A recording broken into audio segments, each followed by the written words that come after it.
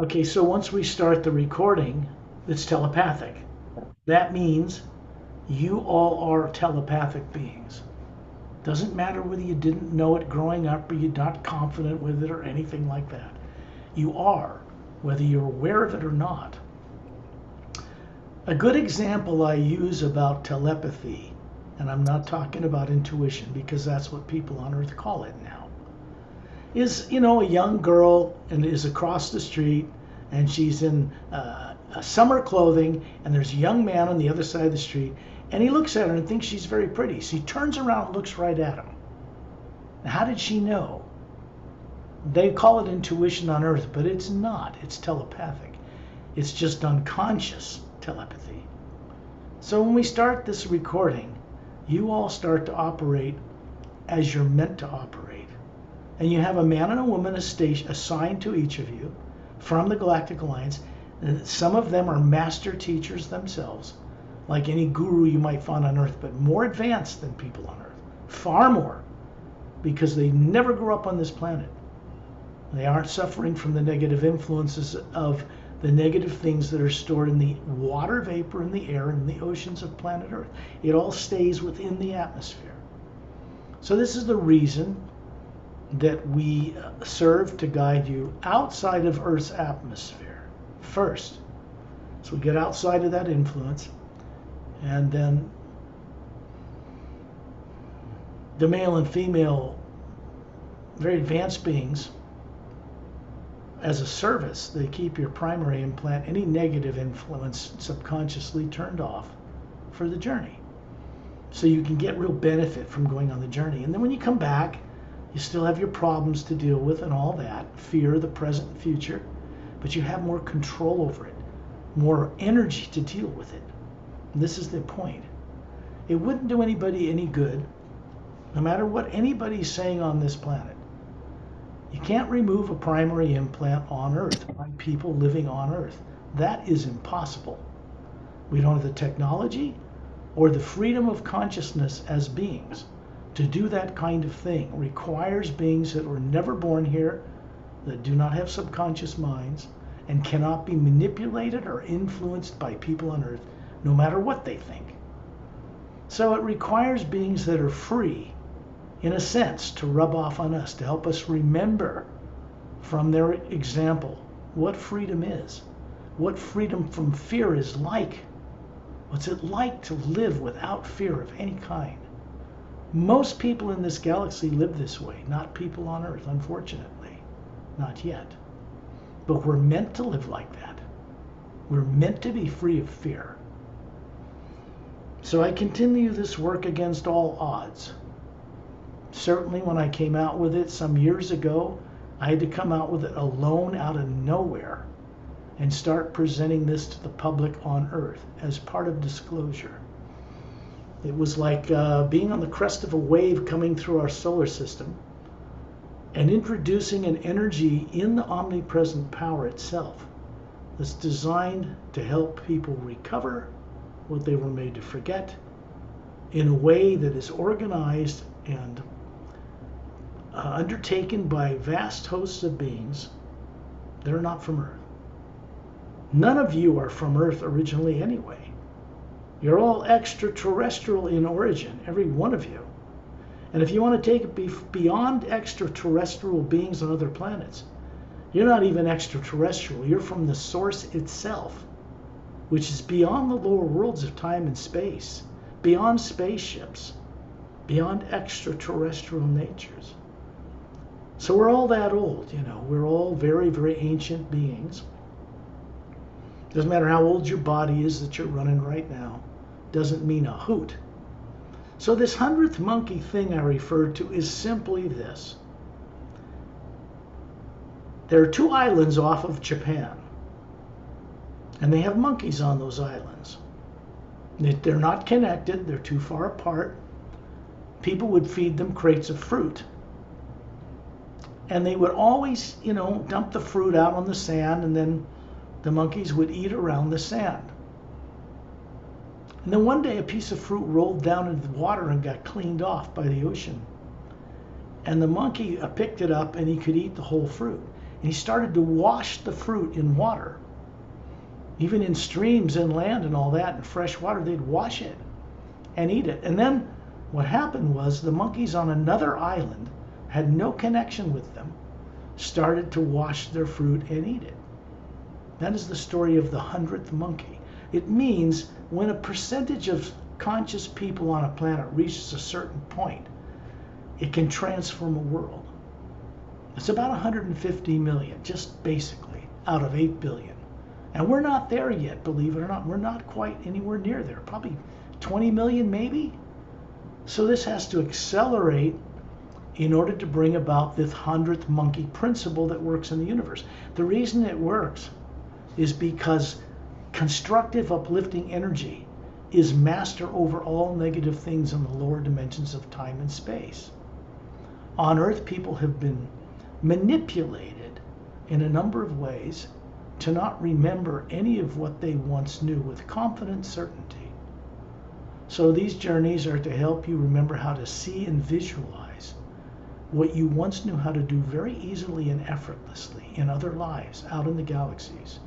Because your other lives out there were far more evolved than the one you're running on Earth today. Far more. And this is really a shocker for most people when they realize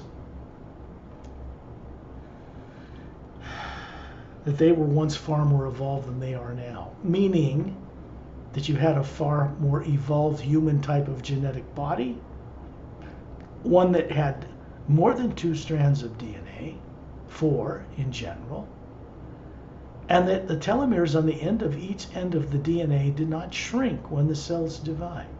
This is what immortalization is all about.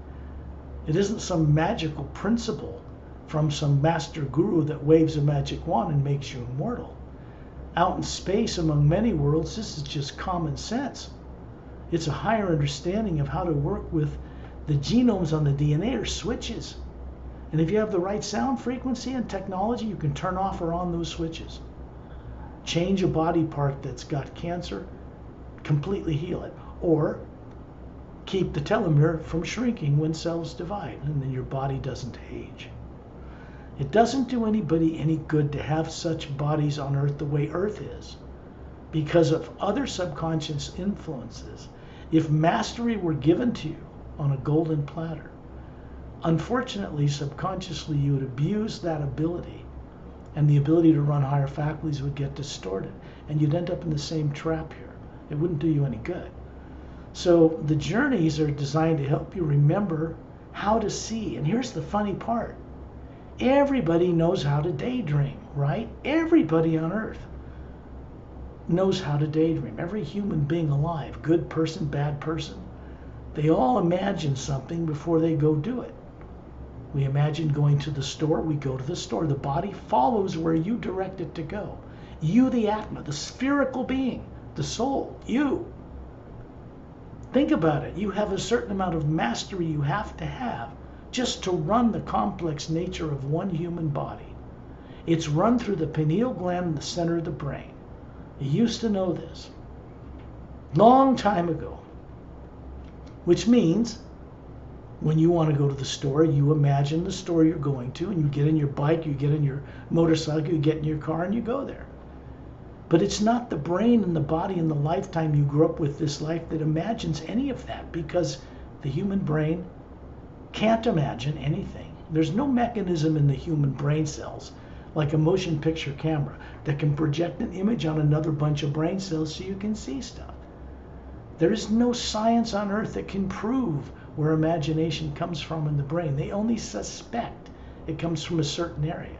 It's really channeled into your physical consciousness through the pineal gland. Human bodies do not have batteries to run themselves.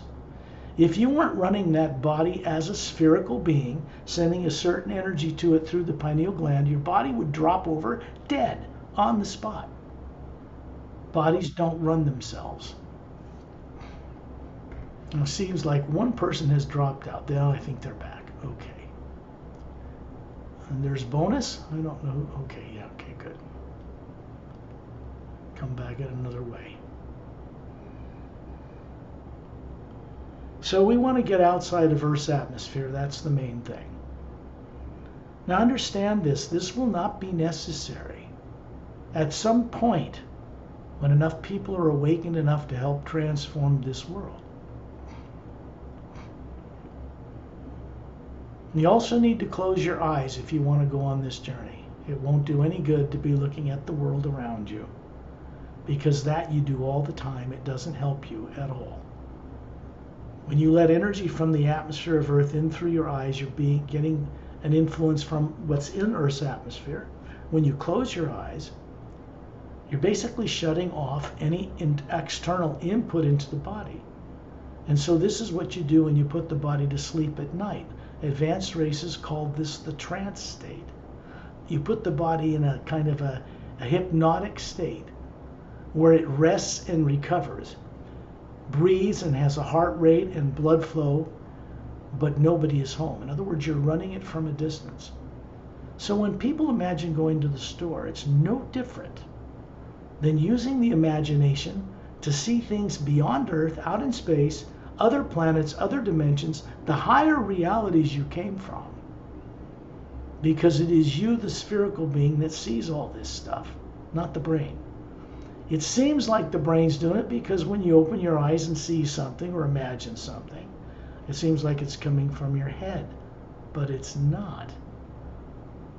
So you have to realize imagination is pretty impressive. It's pretty important because once it's awake, you can visualize being on Zetranami 1 in the middle of the galaxy or close to it, or Oceania, or the Atma plane where Satnam is, or the void, or beyond it into the source itself.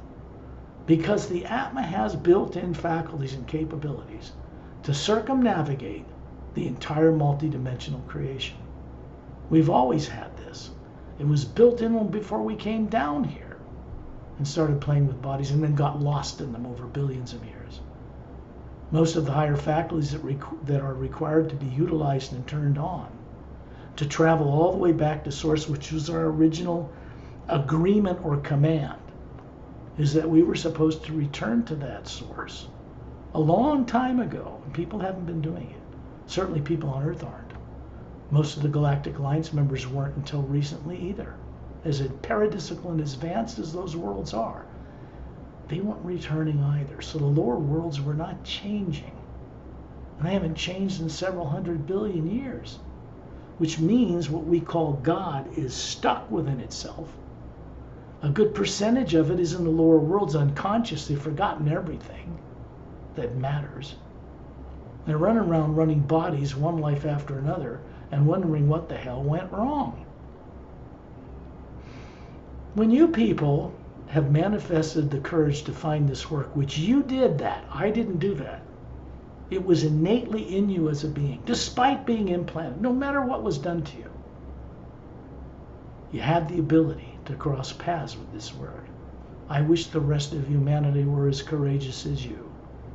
They have it in them. That just like in the West and the States, they seem to be more mindlessly entertained and misdirected more easily than some other cultures.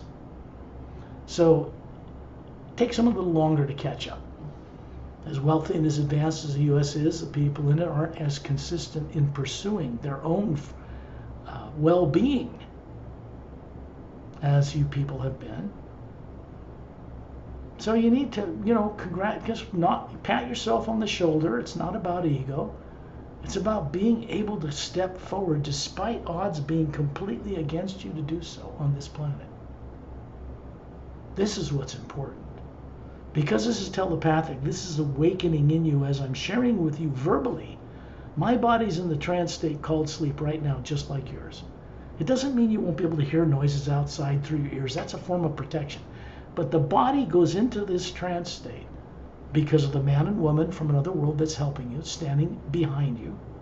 They look human, about 36, flawlessly handsome, flawlessly beautiful. And then you find that you're hovering near the ceiling looking down on your body. This is just daydreaming it. You know how to do that. And you realize there's a spherical being, and it does in fact look like the front cover of what's on the Emerald Doorway book. I don't know if there's any place else on this planet anywhere that shows us what we look like, because that was buried a long time ago by tyrant kings and corrupt priestcraft and influences that were negative from the stars and a whole lot of things.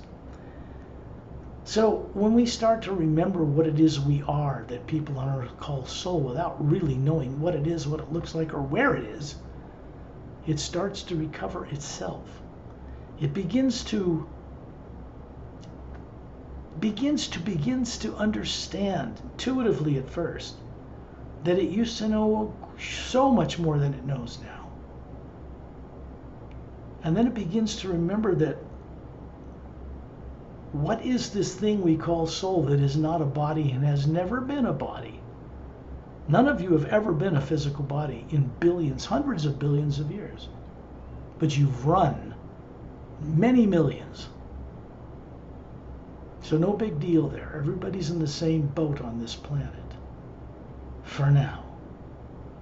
Things are changing here in unusual ways. In the United States, just what we call disclosure through the Pentagon has begun for the first time in 70 years. They're beginning to come forward and admit that, yeah, we know extraterrestrials are there, and we have craft, we have bodies. They're starting to let things out a little at a time and give people the ability to adjust to this change. Now think about this.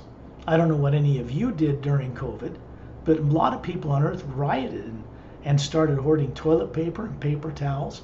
And that was just from a scare from COVID, not extraterrestrials. So you see, when governments classify something, they're afraid that it might cause problems or disrupt governments. They do it because there's some basis in their understanding of how people react to things on Earth. And they've caused a lot of it themselves by suppressing the truth for so long, much longer than it needed to be suppressed. The biggest problem with disclosure is when you reverse engineer alien technology to make weapons, they don't want to share that with other countries. We shouldn't be doing that. We should be working together in a government on Earth that is benevolent and kind and works with each other. Because none of us on this planet, no country on this world, will be allowed to explore the stars the way we are now. Doesn't matter what they think or believe, space is already occupied by far more advanced races. And they're not going to tolerate us going out there and having little baby tantrums of power and greed and throwing rocket ships around and nuclear weapons, fighting over somebody else's property in space. We don't own it, and we never will. The only chance that we have to be a spacefaring culture is to be invited to join a vast world organization that is out in space. We cannot be the way we are and be invited into that. The solar system we live in is quarantined. It means it's protected from ourselves, from destroying ourselves. It's also being protected to keep a few tyrant races that did spend a little time here messing with people, reptilians and greys and things like that. They were taken off this planet 25 years ago. And the UFO and extraterrestrial communities don't really understand this yet. There haven't been any new gray abductions by little grays in 25 years. They're still talking about stuff that happened back then.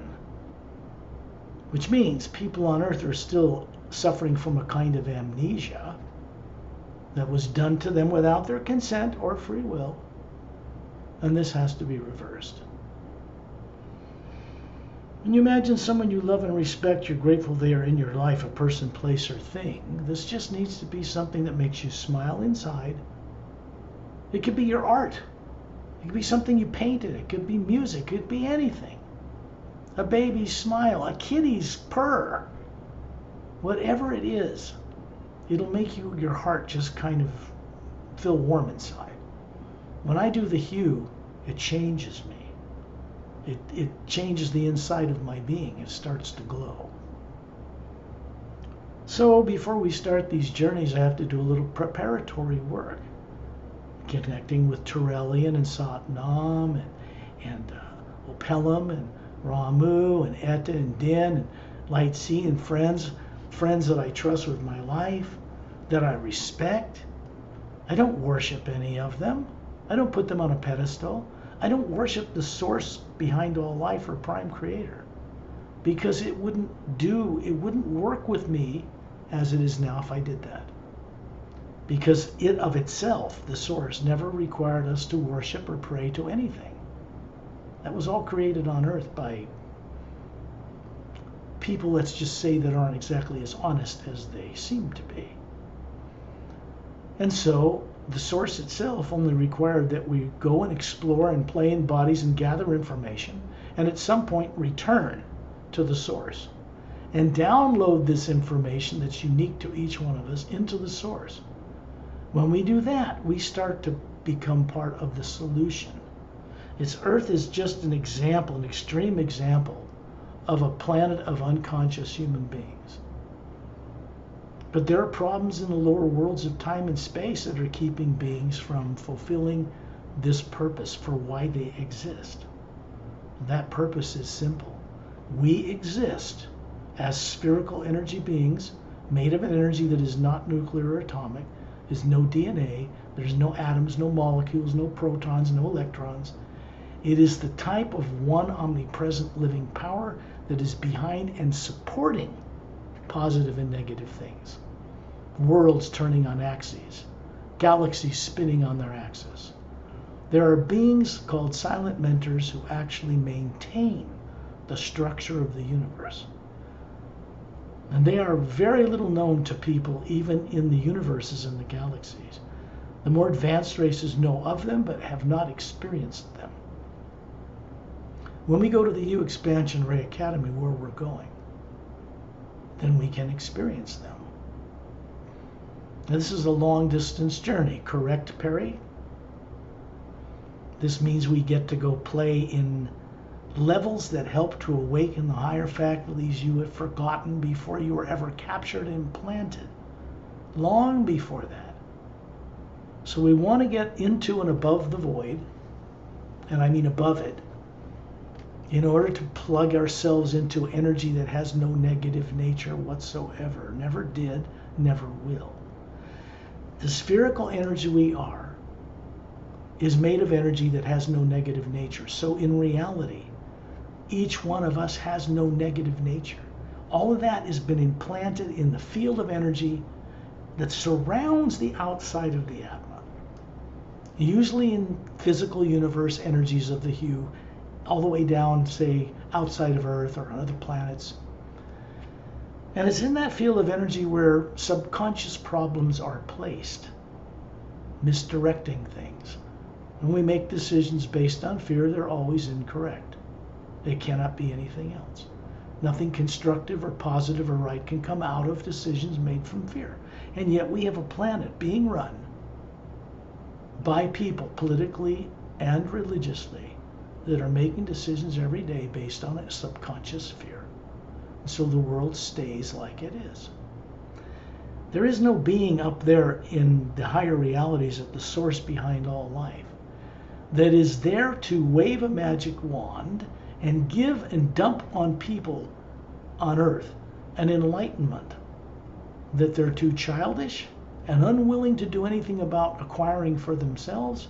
You can't bring people like that into the higher realities, the higher heavens, who are irresponsible little brats, who just think everything should be given to them without their doing anything. This is not the way reality works. We are meant to be conscious, constructive, co-creative, imaginative, giving people with the source behind all life. There's only one thing, two things really, that we have to do as beings. One, be free of or master fear in all its forms, so that we no longer put our attention on it out of a bad habit and light it up with energy and have it misdirect our lives, because that's all it can do. We have to do that and give up fear. And we have to awaken within us what our true purpose for existing is.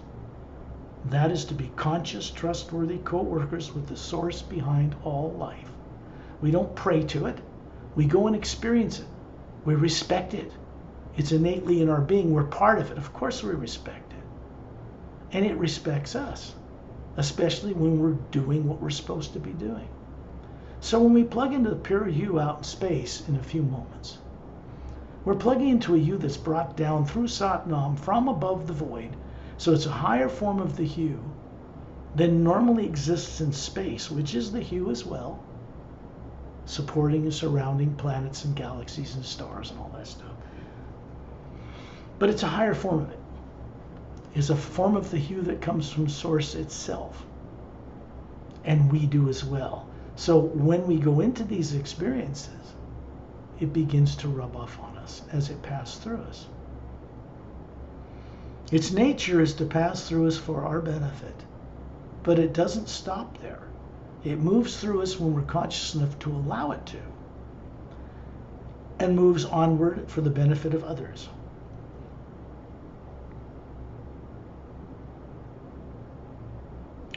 When you see yourself up by the ceiling where you live, or above your car, if you're in a car, whatever, you're just hovering there, you're going to see two beings hovering to your right and to your left. They're spherical, beautiful, just like the front cover of the Emerald Doorway book. And that's what you look like. They're showing you a male and female form, about 36, standing there, well-dressed, as if it was a physical form, but it's not. It's pure energy. It's a projection from the white core of the Atma.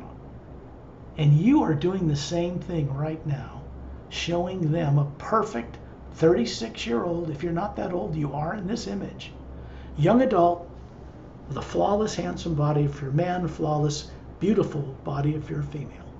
And this is how we reveal ourselves to each other. We always have. Since before we journeyed into the lower worlds of time and space, Satnam serves as a prototype of a human-type form, first one that came in existence, you could say. So it's not really who he is. It's the spherical being hovering above that form that he shows us is who he really is. This is a being who does not have a body in the etheric or mental or causal or astral or physical worlds. It shows you a physical looking form, but it's not made of molecules and atoms. Neither are you. So you find yourself about at 10,000 meters in the atmosphere. You can focus right down through the roof of where you are and see yourself. And those two beings are hovering beside you near where your body is. But you're also looking at that from 10,000 meters in the atmosphere. You're in both places at the same moment because the spherical being, the Atma, is multi-dimensional capabilities. It can run bodies on numbers of levels at one time. And every one of you are doing exactly that right now. I'll give you an example because we don't usually have time to travel and explore the vast depth of the astral plane or the causal or mental or etheric worlds. These lower heavens, you might say, fraught with their own negative problems that exist below the void. This is the heavens most people pray to or worship to, and it's a mix of positive and negative, good and bad. It doesn't really get anybody free. When we go above the void, we stop, we leave all that behind. We begin to mix it up with our true nature. The beings that work with us teach by direct example. That means they channel through them telepathically the way they have freedom and awareness. And it moves through us and rubs off on us, so to speak. Triggers things so that we can recover.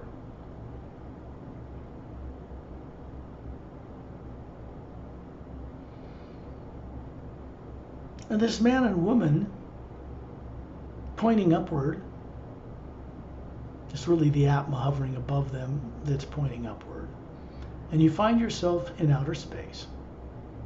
You're out in space just like any of you have seen of what Earth looks like from the shuttle or from a satellite or the Hubble telescope. You know, it has its polar ice caps and its blue oceans and its nice land masses and its barren dead moon. You know, meteor crater pockmark that orbits the Earth but does not turn on its axis.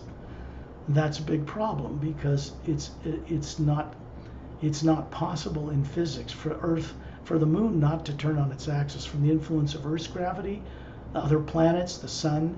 It should be doing something. So it's broken. Something happened in ancient history that made that moon a moon that does not turn on its axis, because if it did and had atmosphere, then it would affect the water in human bodies on Earth differently. So it's one of the things that has to be fixed by silent mentors at some point, so that moon is alive and doing what it should be doing. This is important. When we journey to the third higher parallel dimension out of 144 in the physical universe, and we go to Earth as it is there, we see a green emerald glowing beach. We're able to travel there and understand that there is a world that exists at a higher frequency of the hue. That doesn't ever shift polar ice caps like Earth that you know of did. 100,000 years ago was the last one, destroyed all life, and unless you could get off the planet. And that's been a cycle that's been repeating, which was fairly recently permanently stopped by silent mentors because they began to become involved in a way they've never been involved before. They don't have and never have had any purpose in training individuals like us, like a guru or master teacher would. They never had that purpose.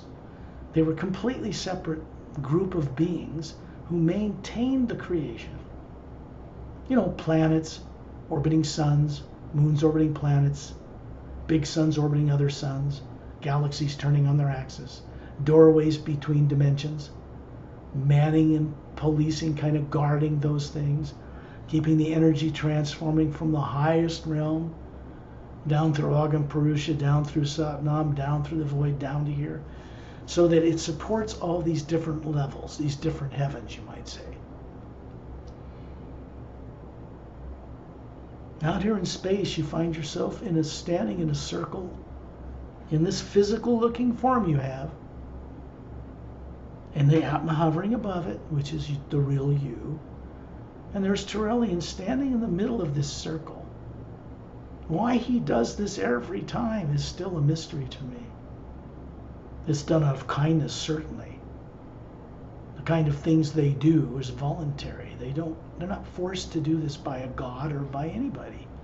It's their nature. At least it is now. To be a little more focused on the conditions of people on Earth. Because of the way they are, they would have succeeded in destroying themselves by now quite completely. That was prevented a number of times since the end of World War II, but not by people on Earth. So when people on Earth really discover the nature of their brothers and sisters out among the stars, and we can have advantage of being given their technology, health, diseases gone, all that, then this world will change. But it will not change from 8 billion people trying to change it within Earth's atmosphere. That is quite impossible. They're not awake enough to do that. It has to come from outside, from the greater God. So out here in space, we're plugged into a white golden light that is everywhere. I mean, it's everywhere behind and supporting the Earth and the moon and the sun and the stars and the galaxies. It's just immensely larger. The space that's out in space between all the things that float in it. Galaxies are tiny little things floating in this massive energy field. It is made of the primary source energy, the first sound behind a creation. It comes from the first half of the word hue, hidden in plain sight. When it comes all the way down to a physical body on Earth and you sing it out in your vocal cords or silently inside, when you close your eyes, it opens the doorway through the pineal gland in the center of the brain. This happens for people every night when they put the body to sleep, but they've got no training here. Growing up, none, to be able to bring back awareness of what they're doing every night when they're out of that body. Every one of you leave the body every single night without fail. Unless you stay up all night and you don't put the body to sleep, but otherwise, yeah, you're gone.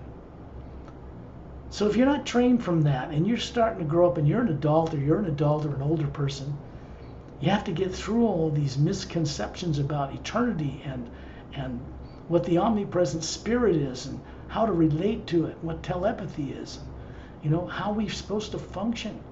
These things have to be somehow awoken in you as an adult. It's quite a challenge. So the telepathic nature of these journeys begins that process. I do not remove implants. That would be not the best choice for me. Could I do it? Yes, but I won't, because this body that I was forced into when it was 3 was born on this earth as well, in its atmosphere. So I choose to work with beings who volunteer to do this with me, co-creative masters, who do this implant removal stuff out in a safe place, out in space, in the pure hue, where negative things cannot be stored. We can't bring any negative nature out of Earth's atmosphere and store it in the omnipresent space. It doesn't fit. You can't record it there. It won't go. So we come out into it so we can enjoy being free of anything of a negative nature for a time. It's important. We need this. This is not so unusual as it might seem at first when you start on these journeys. We do it all the time, most people are not aware they're doing it. They don't realize that the way they're behaving towards life and animals on Earth is sadistic, and it creates negative karma in space-time that binds them to this planet, or at least compels them out of fear to seek another body as a supposed safe haven. When this body goes, they generally find another one and get born again here on some other planet. This is not normal, and it is not natural. It is not the will of the source. It's stuff we've done to ourselves because of one thing or another going back many billions of years that brought us to a point where we became more vulnerable to be captured or trapped or killed or manipulated, when none of this was part of our nature. It still isn't part of our nature. But this is what people believe. Wherever your imagination goes, that's what the hue supports, good or bad, or both at the same time.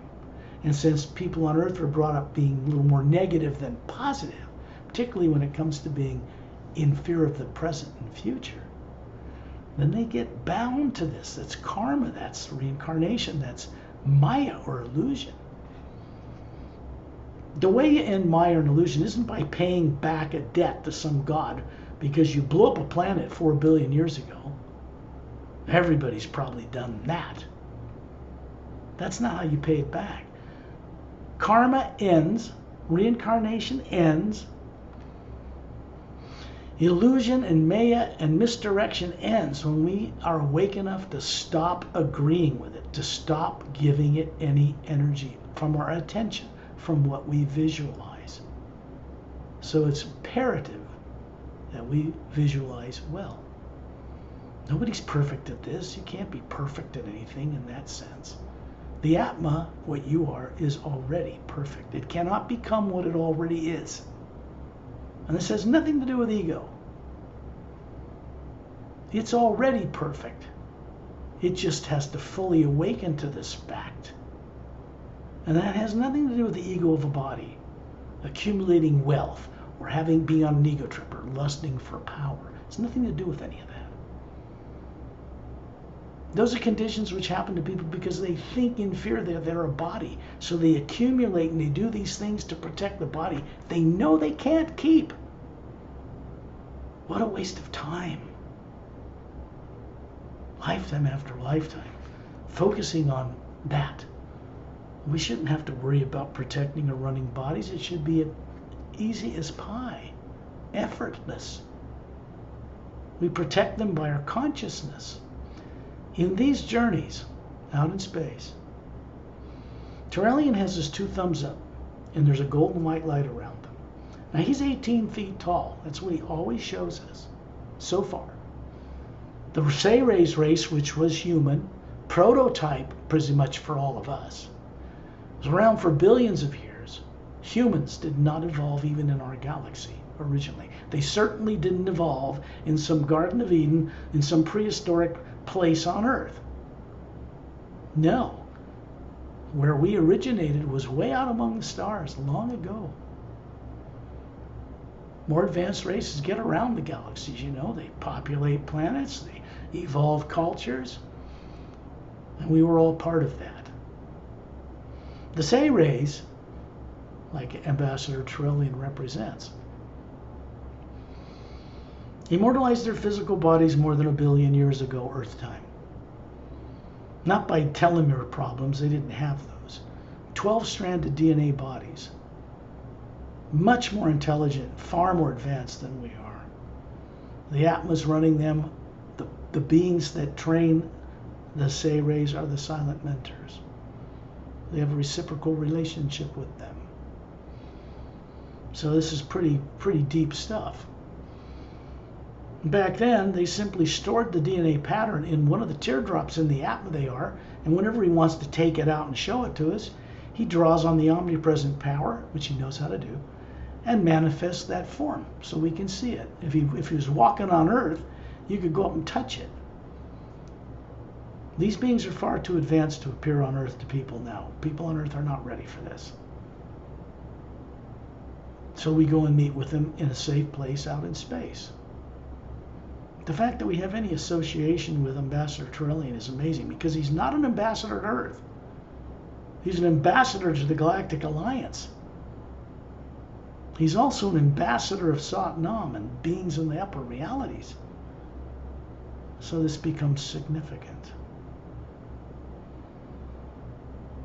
Master Ramu, I take the time to describe all this so that you can have some awareness of who it is we're dealing with.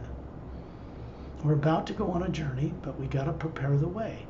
I wish it wasn't this way, but it has to be a benefit for all of you. So we take the time to do it. The energy coming from his hands produces an oval, brighter golden sphere of, kind of an oval sphere of light around all of us.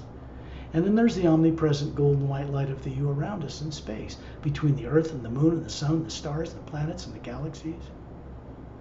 It's just, we're plugging into a source energy here, brought down to us. If you look up in space, you're standing around Trillian. There's the beautiful Atma he is hovering above him. There's Eta and Did hovering above him. The Atmas, they are hovering above those silica-based bodies, not carbon-based. And then above them is Satnam standing in space. This is an energy form. Of course he can stand in space. He doesn't have to breathe oxygen. It's not a physical body. He doesn't feel radiation from the sun or hot or cold. And neither do we. We are Atmas.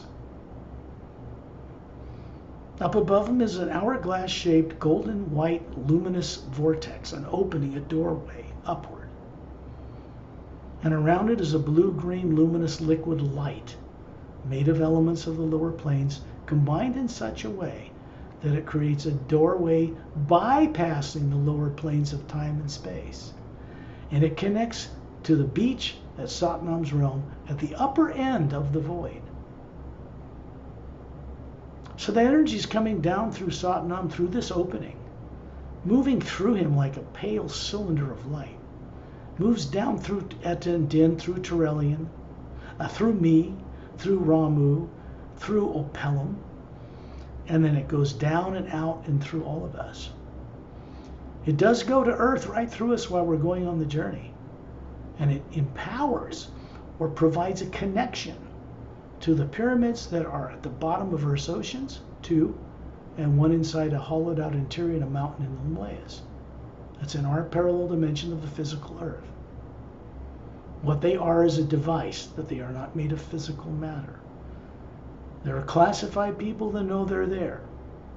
They can't, torpedoes, they can't, weapons don't do anything. They can't do anything with them whatsoever. And they've never appeared to be threatening to anyone.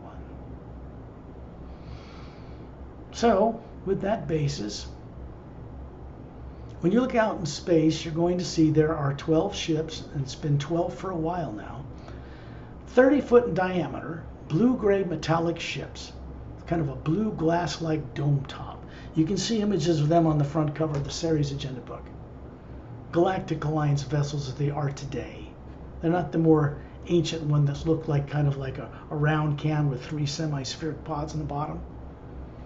They're a little more streamlined, but they do the same thing.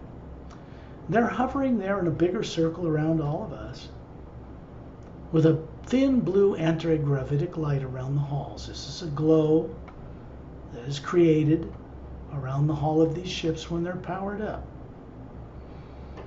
When you see them in the atmosphere, they can appear orange or gold or green, depending upon how it excites the ions. That's where an aurora borealis comes from, the northern lights that people see waving through the skies sometime. The ship turns on in an atmosphere, whether it's day or night, and it sets up a glow that makes it hard for you to see the actual disc shape of the ship. This is just physics of a higher nature.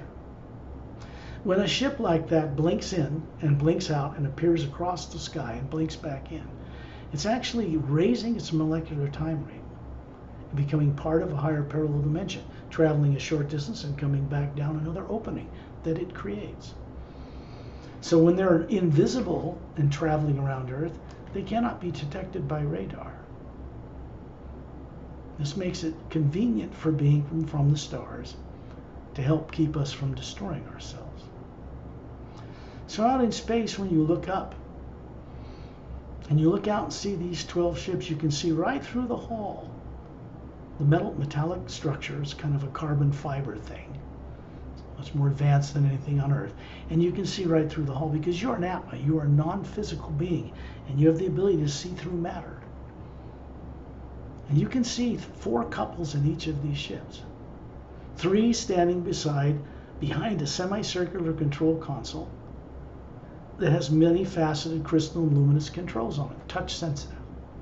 There are 2 palm controls, the image of palms of a person's hands, made in a kind of a rose quartz material. And you place your palms in it, and the ships are guided telepathically. Obviously, to do that well, you can't have subconscious negative influences impacting. Where you guide a ship, you could drive it right into a mountainside. This has been a big problem for pilots running reverse-engineered anti-gravitic ships, because you can't have negative subconscious influences running such vehicles across the stars. This might be a little enlightening and help all of you understand things a little bit better. Out here, you can understand stuff that you can't inside Earth's atmosphere, because out here, you're an Atma, and those primary and secondary and all that other stuff is turned off for now.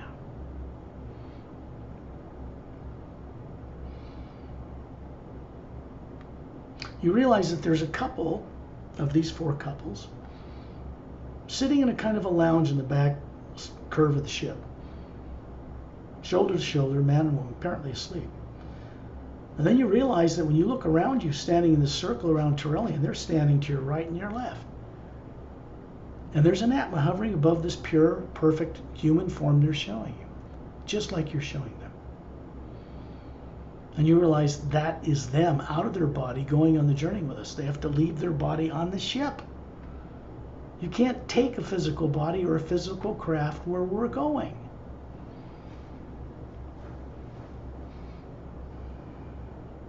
To my awareness, the most advanced galactic alliance and spacefaring craft from other galaxies cannot take their ships into the astral plane, where all emotion comes from, the next kind of first heaven above what you know of as Earth.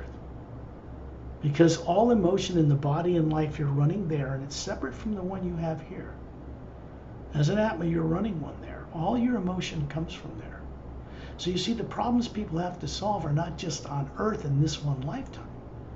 It has to do with what your astral life is doing, which lives far longer than an Earth body, has higher capabilities, but there's negativity, there's wars, there's death, there's the killing and eating of animals there as well. It isn't what people think. You got to get above the lower planes of time and space in order to begin to remember how we're supposed to live. Because we're supposed to draw our energy to run bodies directly from the source, the omnipresent hue itself. When beings are more awake, they'll be able to do this, and then food doesn't matter.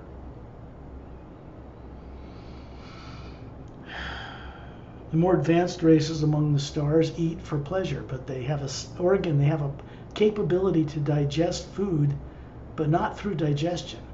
It's dematerialized into the light of the hue and channeled to different parts of their bodies.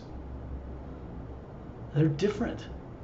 There are races among the stars in the Galactic Alliance that do have digestive systems. You don't have to go to the bathroom as much as we do or anything like that, because they don't eat foods like we eat either. They're very different. So from out here, you can begin to remember that you once were very different than you are now. I do not recommend to people out here in space to be a vegetarian. I don't recommend that until it drops away naturally, which it will. You can't force these things. It's just one day you wake up and you just don't do it anymore, because you don't need to. There are people on earth who are so convinced that if they don't eat animals, they will die, and they'll kill themselves doing it with their thoughts. But this is not true. I know for myself, I have not eaten seafood or animal life on this planet for going on 9 years. So we know that's a lie. There's something wrong with all that. When you go into the hue and travel on these journeys, you let things like that drop away because it's natural for them to drop away. You don't try to force it. That won't work. So now you realize who is keeping subconscious negative influences turned off, and that would be the Galactic Alliance personnel. They're wearing a Galactic Alliance uniform. It's a single form-fitting gray-blue kind of a blue-gray fabric. It's fits the entire body. You step inside it. Even the shoes are part of it. And it just forms around your body. It has a Galactic Alliance symbol on the right chest of a silver galaxy with a four-sided, golden-sided pyramid above the central nucleus of the galaxy floating there, and a quartz cap on it, and then 3 blue stars in triangular formation, cobalt blue. So there are things called master teachers. I guess you could relate to them as like a guru maybe, but they're far more advanced, in great numbers amongst the Galactic Alliance personnel, who also pilot spaceships and travel around the universe, and who can get out of their bodies at will effortlessly. They got nothing subconsciously misdirecting this. So they do not live in fear of the present and future. Now these are our fellow beings out there. Their presence is a blessing because what they know rubs off on us sooner or later. When you look up above Sat Nam, you can see this hourglass, golden, luminous, clockwise whirling vortex. It's a doorway.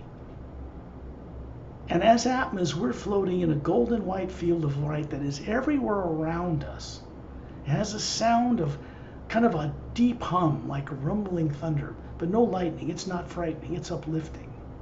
It's the sound the physical universe makes in the parallel dimension where Earth is, that you're familiar with, out in space. It makes this sound.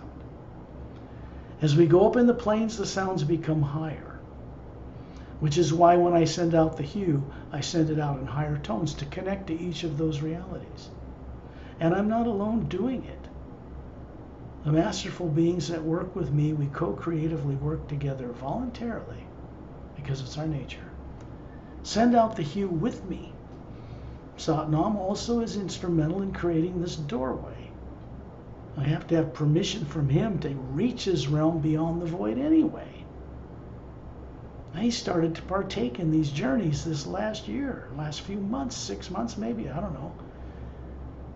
Appearing in the physical universe this way when he hasn't before, except at rare occasions in billions of years. So something is changing.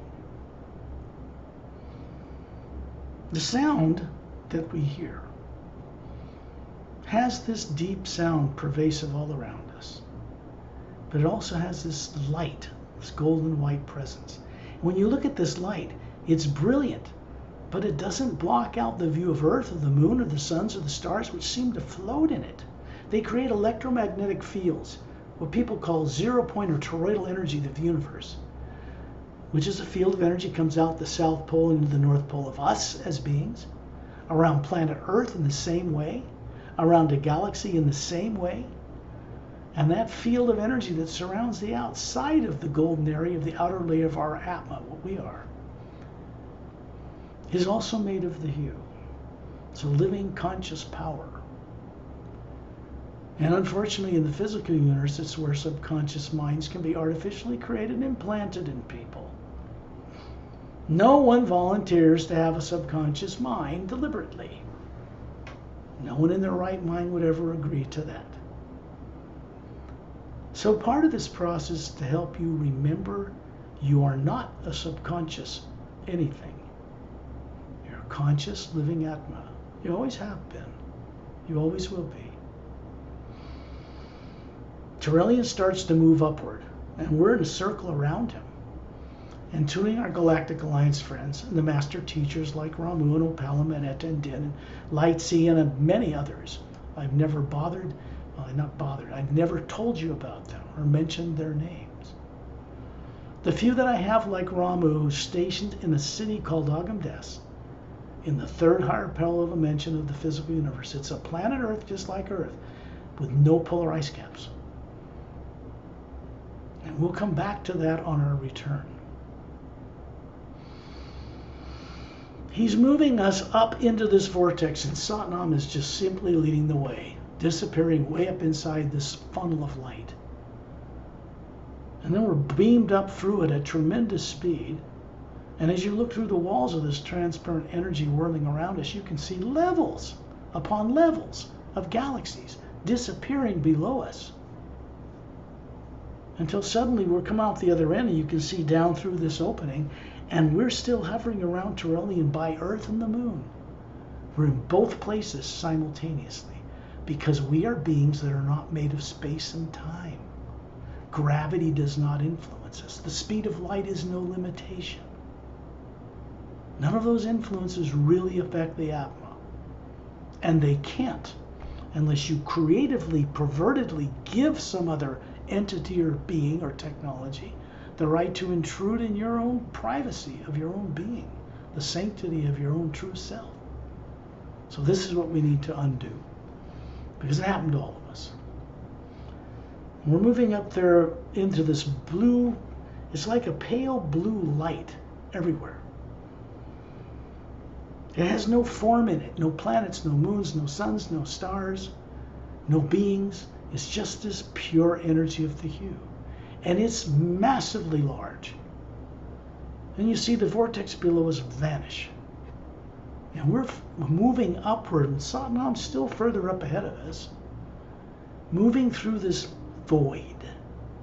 People call it a void because they don't see any things in it they can relate to. There are beings here that run this place. Very few people ever get the privilege of meeting them. They don't look human.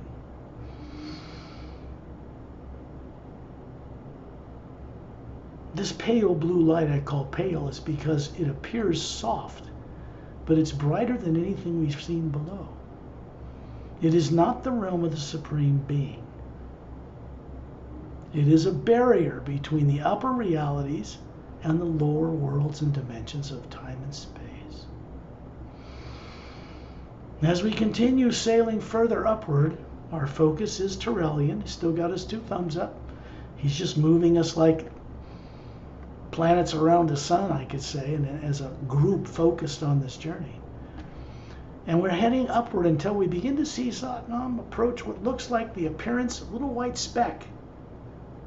And then it widens out as we approach it, and we realize it's a brilliantly lit, diamond-like white sandy beach. It goes as far to the left and right as you can see, until it way in the distance of this blue void, it tends to curve inward, as if this beach surrounds a huge, monstrously large, floating circular landmass, which it is. And we land on the beach, and you look down, you realize you're wiggling your bare feet. And you're all well dressed, no problem. The Atma is just simply having this form that looks like you wiggle its feet in these diamond sands. Satnam reaches down. Actually, Ramu does, and Opalam as well. Even Eta and Din have their feet on this sand. And he picks up a handful of this, and they're little round polished diamond crystals. Diamond-like, but they're higher than diamonds on Earth. And they hold a charge. And that charge is dissolved into your hand. It goes up through the top of your head, smiling. You look up and look at the core of your white being that you are.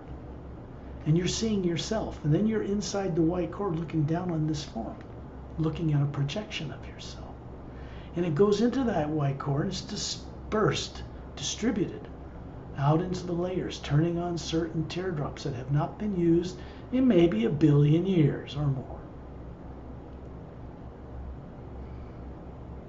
The jungle behind us is all made of growing, living, live things. The bark on these trees, these fruit trees, are transparent.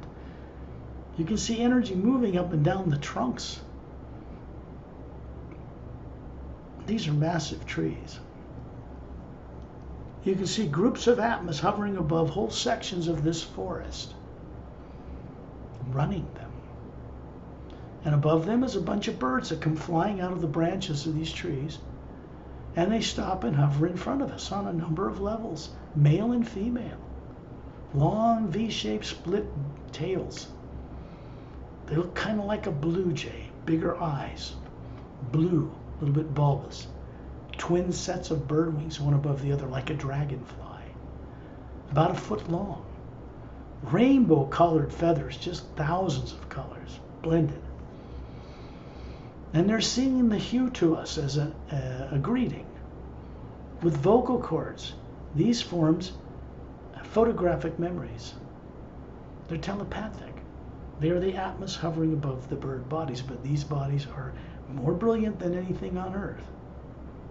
Far more capable than a physical body on Earth. They're singing on a number of levels the hue until it blends into a round, whole, vibrant tone. And then they disperse and go back in the trees.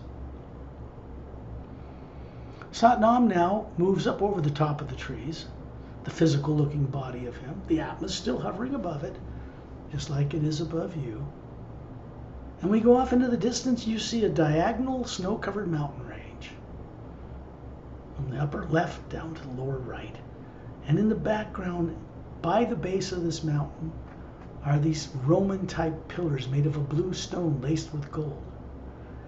And there are crystalline buildings, transparent glass-like buildings, all along the base of these mountains. And Satnam points to it. Now there is a throne chair in the middle of a big, huge pyramidal open hallway in the back behind these twin pillars. Golden quartz-like foot-thick steps going all the way up to it. And the throne chair is made of a blue stone. It's got curved edges, no sharp corners, but there's nobody sitting in it. It's a device. The white golden light is coming down into this focal point, into this chair. I've never seen Satnam sit in it. He could. It's his chair, but he doesn't. Beyond that, through a triangular opening, is a much larger fountain. When we look down first, you see a fountain by a garden right below our feet. It has 15 foot in diameter, scalloped white edges, like a seashell. And there's a statue of Satnam standing in it, about 6 feet tall. Bronze skin, like somebody from India, but more golden bronze. Bald head, golden eyes, quite luminous, not yellow. He looks like he's somebody from India. He's got a short white tunic dress pleated from the waist down to above his bare ankles. Strongly built, ripped, you might say. Bare-chested, 2 gold bracelets on his upper arms. And it's just a statue as a device. There's also a shaft of white golden light coming down into that statue. It's pouring into the bowl through the statue's open palms facing outward at his sides, filling the bowl, and it's dropping in a smooth flowing nature around the outer edge of these scalloped white alabaster stone. It's dropping down behind a circular marble white seat, disappearing in the ground. It's a device. Satnam points to it. This isn't about ego. There's no ego up here. You can't bring a negative nature with you into the void at all. You can't even go into the void bringing any negative nature with you. It does not fit. So we are now standing on the beach of the Atma plane, the first real heaven above the void. This is the realm of Sat Nam, means Sat, true, name, Nam. Nam or name. When we see Sat Nam, we say, I am that. That just means that you recognize, like what he's showing you, that you are this other type of human-like energy that isn't the physical body. And you're an Atma running it. You can see this brilliant, larger Atma than us hovering above Sat Nam. More layers to it.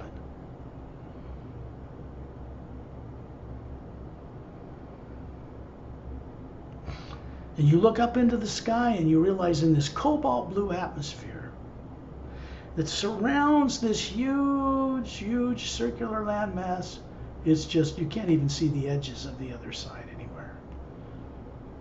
There are billions of acres, let's put it that way, in every environment you can think of in the Atma plane, with every animal, not even from Earth, represented there. All kinds of humanoids and other non-human beings that have Atmas running higher forms that are benevolent. And if you go and explore this place, you get permission from Sat Nam or get taken here by a master teacher, you can go and try on what it's like to be an eagle flying in the sky. The Atma that's running it will switch places with you. And you can feel what it's like to be a respecter of all life, because it's our nature. Just heads up so you know what the possibilities are in playing in the Atma realm. My cat Starlight, after he passed away, went here. I took him there. And he's been playing with a glowing tail like Etin Din with a kitty-type body. They've taught him how to do it. So he has a great deal of freedom here. He does not have to reincarnate as a human or an animal. He is an Atma. He can help me more from where he is than what he could do when he was here. I'd love to have him here, but he's not here anymore. So I have to go visit him.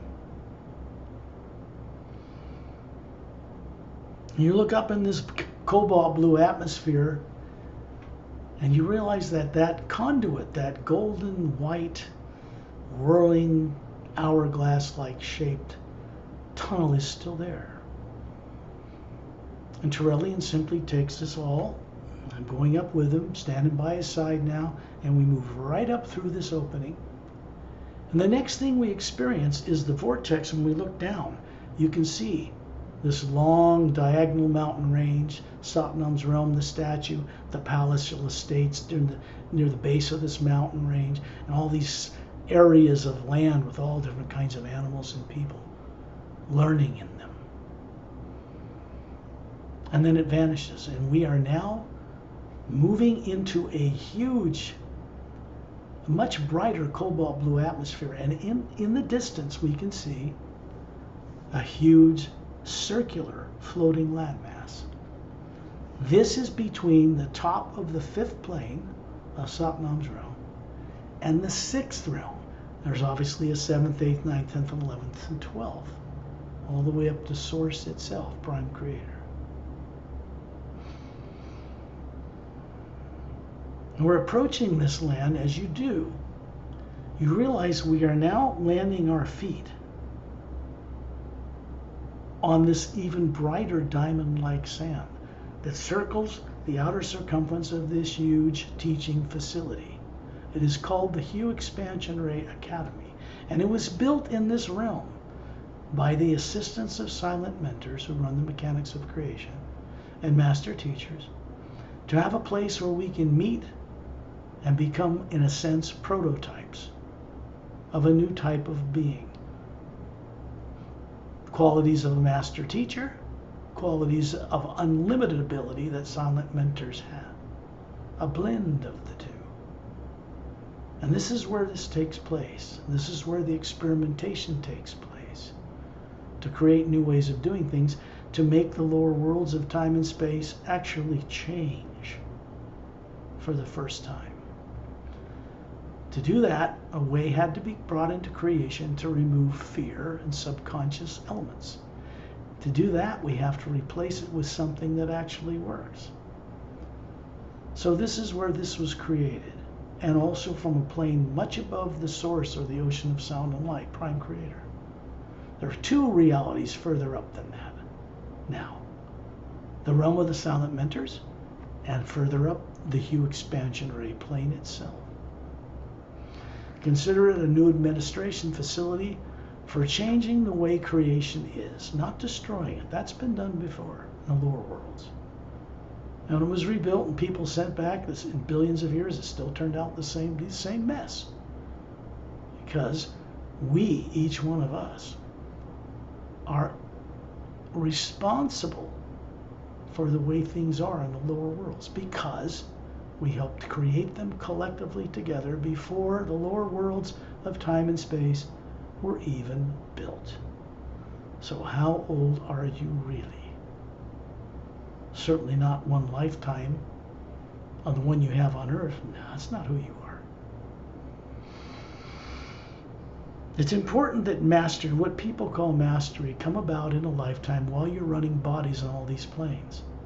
The original idea was to run bodies, gather experience, have tactile sense, sight, taste, smell, and learn about how to work with other beings in these different dimensional realities on many levels. We're meant to know all life in the multidimensional creation because the Atma that you are can do this. One brain and body on Earth cannot. You can. So now we are approaching this sand. And you wiggle your bare feet in it, and you lift it up in a handful of the same, only this is brighter diamond-like sand than in Saknam's realm. And you look out from above, you're suddenly above looking down on this floating landmass. It's the only thing here.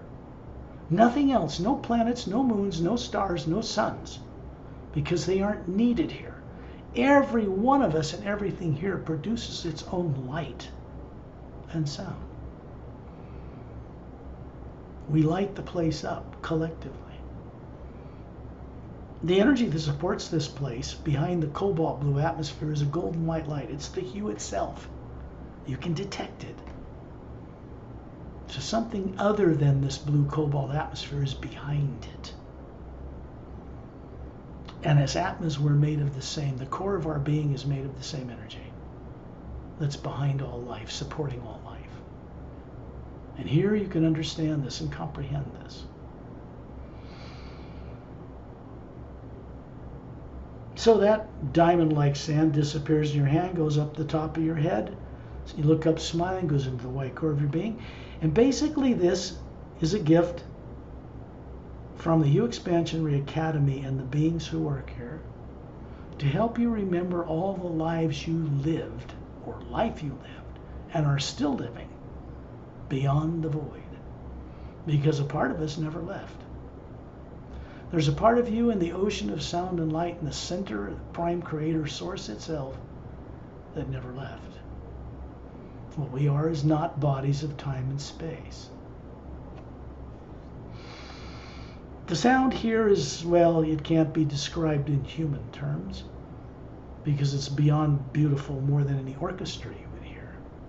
And behind that is the sound of this precious, hauntingly beautiful thin note of a flute, humming this incredible melody behind it all. Actually, in truth, creation is held in place by the songs of beings, by sounds they emit. Because the first source energy behind all is a sound. The first sound. First came the sound, then the light to see our way.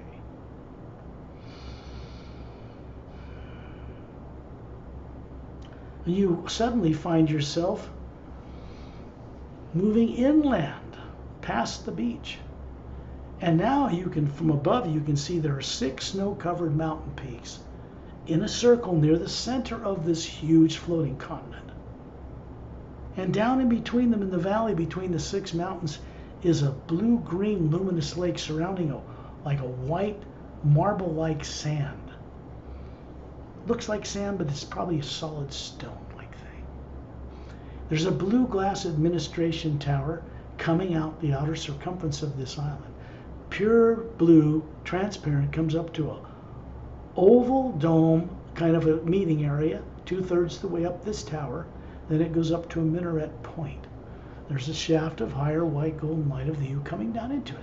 When you look in the base of that glass, you can see in the center of the island, there is a 4-foot high rectangular stone, like a couple of feet wide, curved edges, blue with gold laced through it, and hovering above it is a spherical glass-like blue sphere. And there's a cobalt blue star hovering in the center of it.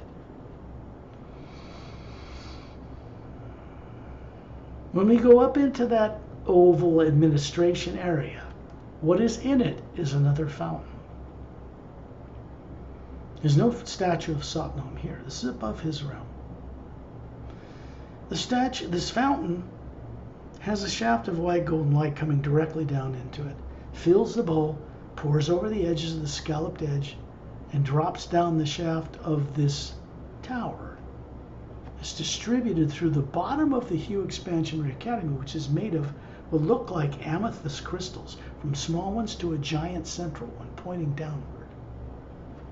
And these are distribution points for the lower worlds of time and space.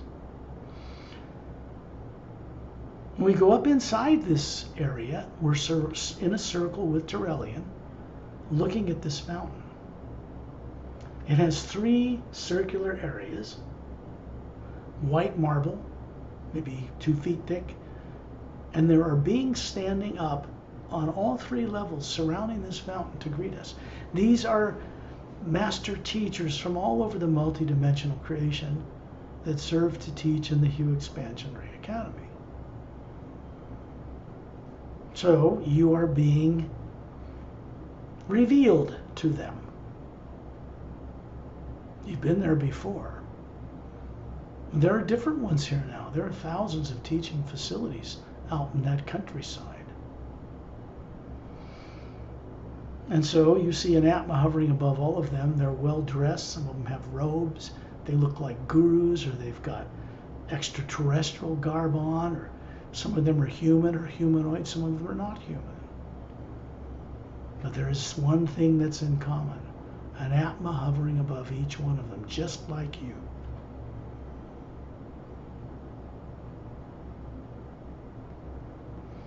The man and woman that came with you is still there beside you.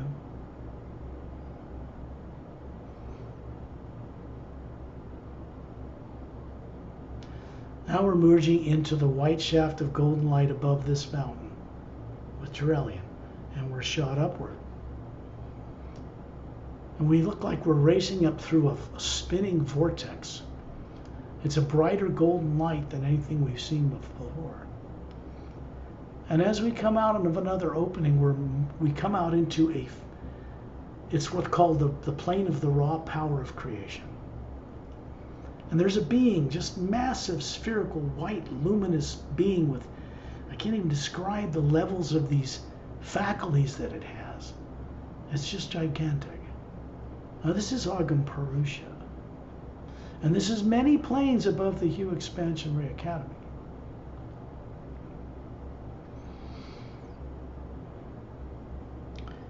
The energy around us is whirling around us and through us. We're not harmed by it.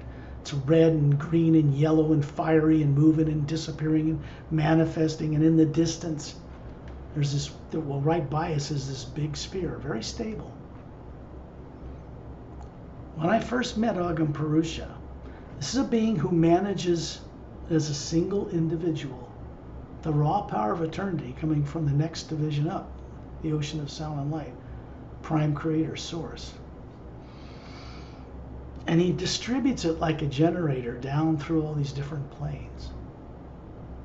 So in a sense, when we're on these journeys, his presence is with us as the primordial power of eternity itself. Remember, we are in a realm where there is no negative nature, no time and space, no past, no future. From such places, we can look down on the realms of time and space and see any point in the past or the future and visit it to do that, we have to be responsible co-creators with Source, of course. In the distance, you can see what looks like a gigantic silver luminous tree, like a huge pine tree. The branches, these roots go, you can see them going right down into this moving energy as if it was dirt, but it's no ground. And the trunk of this tree is luminous with golden white light racing up and down the trunk, and we are moving right inside it, right through the needles. And as you pass each single needle on a branch, you can see an individual planet represented in each one. And we enter the trunk of this tree as a group of beings, and we're shot upward, right up through the tip of the tree and into another reality. This is something Agam Purusha gave us permission to do. If I were you, I would ask to be friends with this being. He's nothing to be afraid of, although he's a pretty scary dude. He's pretty all power, you know. But there's no harm there. All you need to do is ask to be friends with him. He'll generally, yeah, he likes friends. He doesn't have many in eternity. Not that he needed them. But now he has a few. Respect for such a being is automatic. You don't have to try to drudge it up or figure it out or anything like that. It's as natural as breathing. And now looks like we're coming into a even brighter cobalt blue atmosphere, just more brilliant than anything you've ever seen. And in the center of it is one silver-like galaxy floating there. No moons, no stars, no planets, nothing else in that energy field that surrounds us as far as you can see, this one floating thing. And it appears to have beings like planets and stars revolving around a center. And when you get close to them, we start moving between these massive beings. You realize they aren't stars at all, they're beings. And we're moving right through them until we come into a void in the center.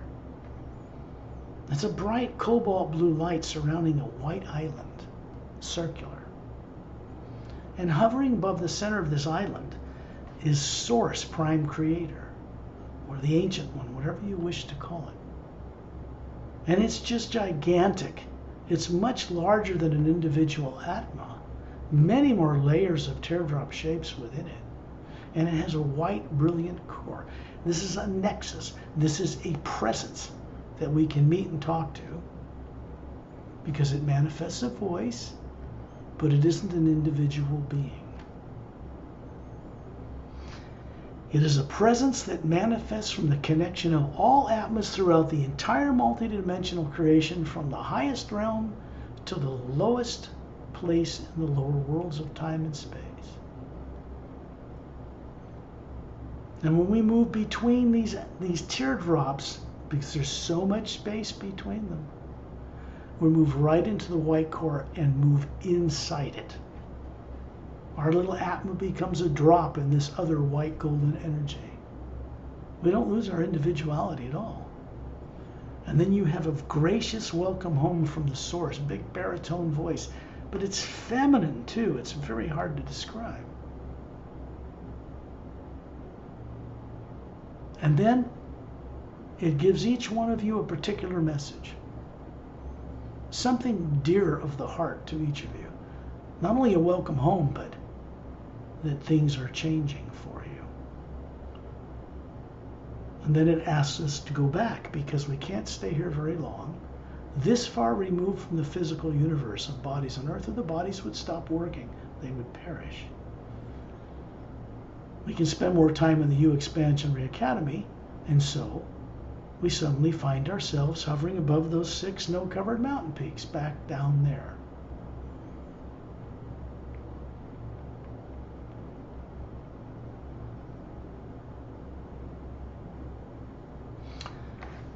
I don't know how many of you have gone on a journey to have your own co-creation dome established in the U Expansionary Academy, somewhere on the landmass. It's vast, lots of room. For those of you who have, you can go to that dome now because you've been on a journey. For those of you who have not, you're going to find yourselves moving down towards the northwestern quadrant of this huge floating circular MS. The mountains, these 6 mountains, have these horseshoe-shaped tunnels, clear as crystal, cut into the base of these mountains. And out of them comes a white marble stone-like roadway, straight as an arrow. And it goes through all these jungles and countrysides, and little mountains and rivers and forests. It's like the spokes of a bicycle tire, and they end up on the beach all the way around the circumference. So we're going down this roadway in the middle third of this one portion of a pizza pie quadrant. 2/3 of the way out towards the ocean, and we're taking a left turn.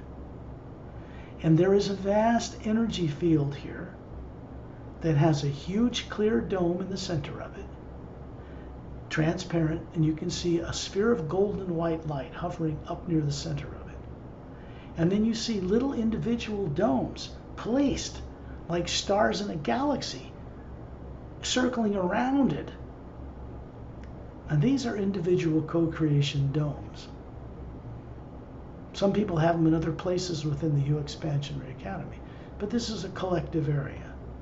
And you find yourself moving down inside one of these domes. There's nothing in it, just this golden white foot thick glowing quartz-like floor, and this golden sphere of light hovering up near the top. And it's transparent. And you find yourself as an Atma moving up inside that golden sphere.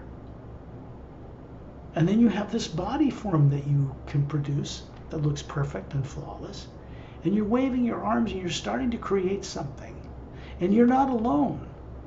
There are other master teachers here with you, moving their hands and co-creating something around your original expression that can benefit all life, particularly all the way back on Earth. And you start to take form. You begin to see planet Earth and its people being transformed unexpectedly. At an event where ships would land all over the planet. To do that, people have to be free of enough fear. So this is a place where you can establish your own co-creation dome and come back here, guided by me if you want, or on your own. Go into the hue, go into a contemplation, visualize the journey, play back this recording, and then go and see what you can find out there. But remember this, there will be no negative nature you can bring with you to these co-creation domes. None whatsoever, no negative influences. So what can come out of you is pretty astounding, startling even. Always there are master teachers working with you. You're never alone. Then you find yourself hovering around Turelian, all the way back by Earth, looking at the barren moon, polar ice caps, and then you see the world change in front of you. We're now in the 3rd higher parallel dimension. That means the molecular time rate of matter is a little higher here. And Earth becomes this world with a huge continent centered over the equator. No polar ice caps. The same moon now has oxygen and atmosphere and rivers and little oceans and domes on it. It's turning on its axis as it moves around the planet. There's the sun in the distance, the billions of stars out in space clearly visible to you. Big, hot, young, white, blue giants. Great big yellow suns, much bigger than Earth. Smaller yellow suns, little red dwarfs, great big red planets called red giants. And you know that most of the stars in our galaxy are binary or trinary. That means that planets revolve around 2 suns or 3. Scientists on Earth know this now. Our single sun is the minority in all of this. So there's Turelian. The man and woman are still standing beside you. The ships are still there.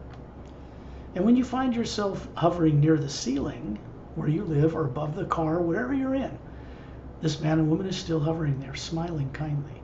These physical forms they're showing you. The energy coming down through the ceiling comes from where we just were. It passes through you effortlessly. The humming of the sound of the hue moves through you for your benefit. It goes out into Earth. It goes into 2 pyramids located on the bottom of Earth's deepest oceans. One in the Atlantic, one in the Pacific, and one inside a hollowed out interior of a mountain in the Himalayas.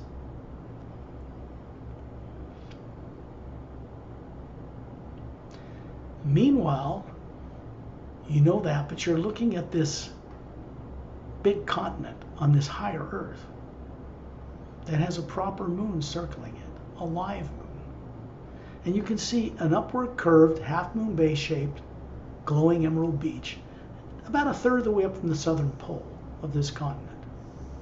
You can see from space there's a single snow-covered mountain range inland several miles, and a clear dome covering a small city to the west. There's a waterfall pouring out of a cavern opening 2/3 of the way towards the summit, and it's pouring out with an emerald green, blue, luminous essence because it's charged with the hue. It's pouring down behind the dome, disappearing behind a blue-green luminous forest, because the water on a normal world, in the atmosphere, in the ocean, in the distance you can see, is glowing. We find ourselves moving down through the atmosphere until we're hovering above and standing on that miles long, this big curved emerald glowing beach. And our feet are wiggling in the toes in the sand of, we pick up this sand, you realize it's little round polished emerald crystals. And this is a gift from a race called the Xentronomus from planet Xentronomon 1 on the other side of the Milky Way galaxy, brought here, and they're master teachers, of course. It's brought here as a device. The glowing sand is charged by these beings. It glows, and when you incorporate it into yourself, it's to help you remember all the lives you've lived. Those are important ones, that is, in billions of lives in the multidimensional worlds below the void. So that is the function of wiggling your toes in this sand. Remember this, it isn't like something's going to happen where you're just walking over to a restaurant on Earth and you're going to remember billions of lives. It would kill you. Human brain can't handle that. But as an Atma hovering above that body, you could review any lives you wish and bring as much back to the physical body on Earth that is beneficial to your life here. That's how this works.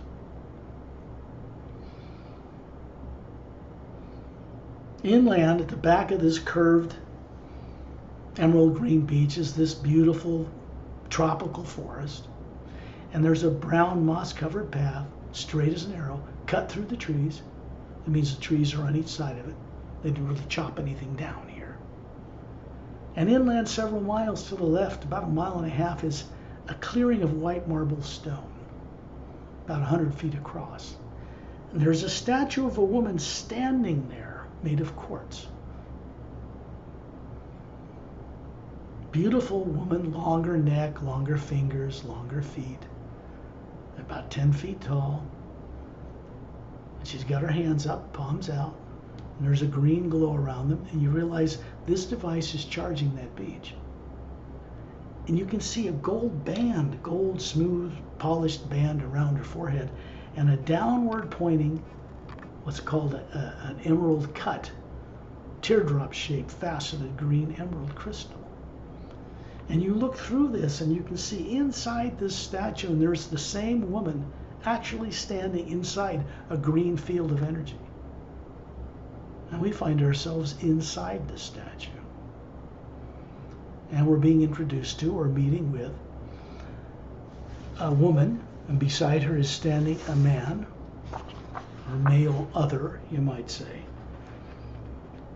And he's called Xanantalus, and she is referred to as Fresu Muntis.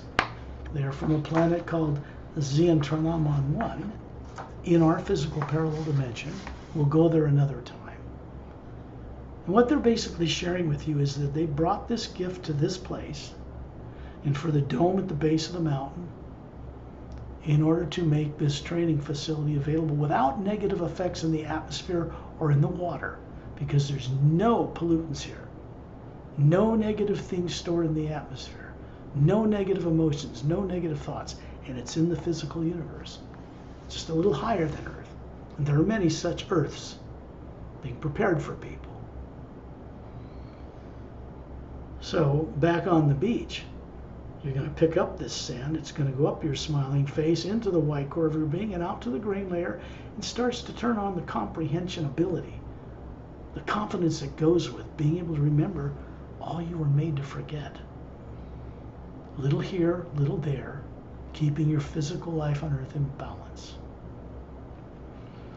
And we find ourselves hovering above the dome at the western side of this single snow-capped mountain. You look up at this waterfall coming out a cavern opening 2/3 the way up towards the summit. It drops down a cliff face, sheer cliff face, like a blue polished stone. It's a glowing green emerald water that disappears in the jungle, becomes a river that winds its way back to that glowing ocean. Above it is another oval tunnel, man-made. It has little domed lights going back in the interior, and it winds down inside this mountain and comes out in a hollowed out interior inside Mount Shasta in Northern California in the United States. That is a Galactic Alliance base built in 1908. The dome has 3 pyramids in the back third of it, off to the left. They surround a long ivory-colored, smaller, what would you call that, cylindrical type of dome. And then there's a oval, blue-green, luminous lake, an artificially created circular mountain range, semicircular in the background, with waterfalls coming out of cavern openings and running down, pouring down into this lake. And in the countryside surrounding this lake are little ivory-colored dome dwellings and little white marble paths. Now, Pelham is standing on a path waving us down inside the dome. Master Pelham is Oceanian, blue skin, jet black hair to his shoulders, green eyes, emerald green. He looks to be about 40, has a Galactic Alliance uniform on. He is a very advanced master teacher. He's showing you a body form that he has brought here from Oceania. His real body looks the same as the one hovering beside the Atma he is, because it's over 500,000 years old and has not aged. Torellian is a Say race. He's standing out on this violet blue grass. And in this field around this path that leads off in the distance around the lake are these trees that look like giant weeping willow trees with broad spoon-shaped blue leaves, luminous and glowing.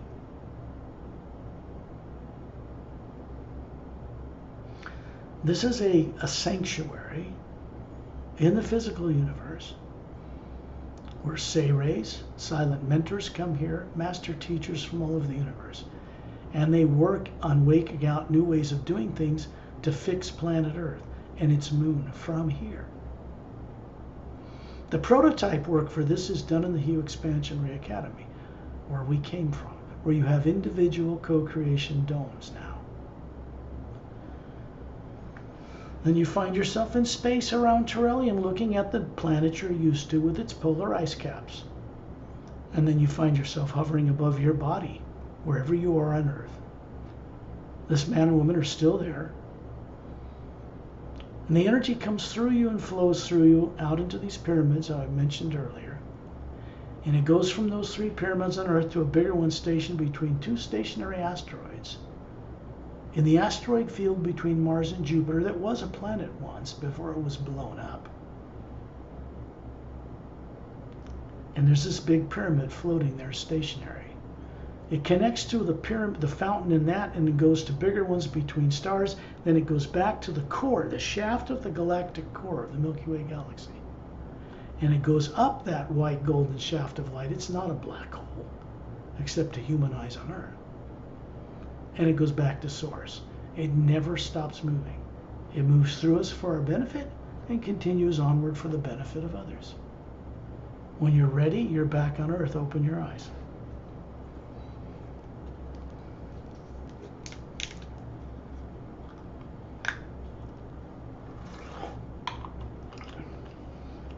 To many people, it seems so incomprehensible, like they can't understand this or it's too much for them, but it isn't. Because you all knew it once long ago anyway. The difficult part is allowing yourself to recover it. That's the important part.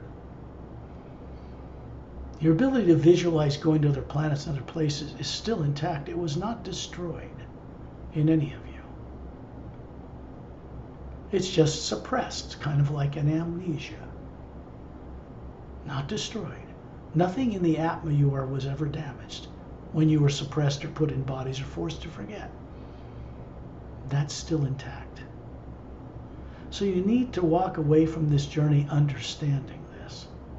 Just knowing that will help you in ways you can't comprehend yet. Just knowing it. You know, that you're one of these things.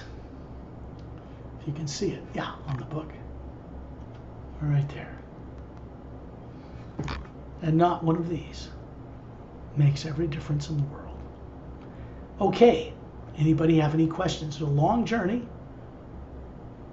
So, what exactly is contemplation? Contemplation? Mm-hmm. It's like meditation, but far more advanced. Okay, I'll give you an example. This will make sense to you. Let's take Buddhism, because I don't know Buddhism. Don't pretend to be an expert on it.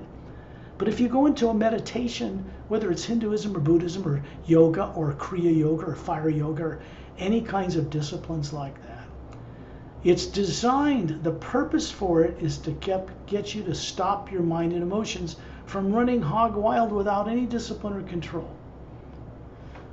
But what happens with most people is they think that the goal is samadhi, meaning stopping the mind and emotions, but that's only the beginning. So they sit there numb in this energy with no mind and emotions and nothing happens. Because at that point, which is what we're doing, you have to become very dynamically, creatively active. You have to use your ability to see into the multiverse and know things again. That becomes contemplation. That's kind of like daydreaming. The same Yes, thing that would. correct. Yeah, because when you daydream, you have to daydream going to the store. You don't go there. Mm, You have to daydream going to work or you'll never get there. Your body will not go there. But your ability to see that is not coming from your brain. It doesn't matter what people in universities teach people. It's all theory. They can't prove any of it. They don't know where imagination comes from because they don't remember that much. I don't care how many PhDs they have on Earth, they don't know.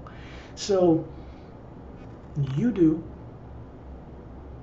When I say your IQ and intelligence goes up, this is why.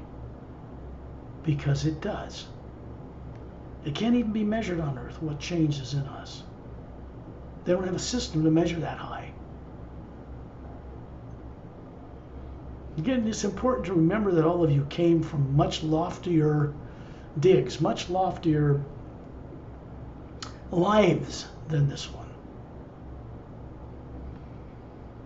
That's probably why each one of you could recognize, to some degree, what this is or why it is attractive to you. Somehow it inspires you. Because you need to have a guide, at least for a while. You got to have a lot of them to be able to remember what you were made to forget, because the atmosphere of Earth is completely set against you doing that. And your neighbors, workers, planet Earth, they're grounded into the Earth consciousness, just like you were. They have no idea what they're capable of. None. Many people live many lifetimes, die, and get born again out of fear that they need the security, a false security, of being unconscious in a body. This is not normal, and it's not natural. This goes back in galactic history. It goes back into the history of the lower dimensions of time and space, how all this happened this way. But the truth is, we're all still responsible. as members of the source to help change it. Otherwise, it won't change. We're like little gods clothed in rags. The potential is the same as the source itself, but we have to start co-creating with it. This is the purpose for existence. Any questions? Any more questions?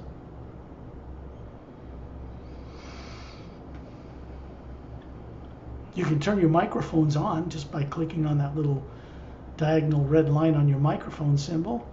And you don't have to say anything if you don't want to. That's okay too. Some of you dozed off. There's nothing wrong with that. You didn't do anything wrong. You still is an Atma. You went on the journey. Go ahead, Pari. The more you go on the journeys, the more you can imagine clearer and clearer. You just keep doing it, and then at one point you will get the experience that you expected to have. But don't just sit on your butt waiting for it to hit you in the head. That won't work. You're supposed to be like a god taking the rags off and creating where you want to go and what you want to do. I know that's hard because people aren't trained to do this on earth at all. No, they're not. I don't know of any guru on earth that's a quote, a guru known to public that does this, that teaches anybody anything about this. There are gurus on earth that teach people there are 3 sounds you can make with the human lips without moving the tongue. Ah, oo, and or om. That vibration only reaches the mental plane, by the way, which is a much higher heaven than earth, but it's still a trap for the Atma. There is a 4th sound they don't know about that can be made, that connects above the void. They just don't know it. So they don't use it. And it only does one thing. It's designed to connect you back home sooner or later. It's to help you remember all your friends and relatives out among the stars, sure. But it's designed to get you going back home to be a co-creator. After billions of years, it's got to culminate in something constructive than just endless lifetimes. Kind of pointless in a way. Any other questions or any comments? Well, then I want to wish, if you have any, you can say it now. Don't be shy. I'll answer them. You'll probably benefit you. Guys, we see you again next time. Okay. I will close down this recording.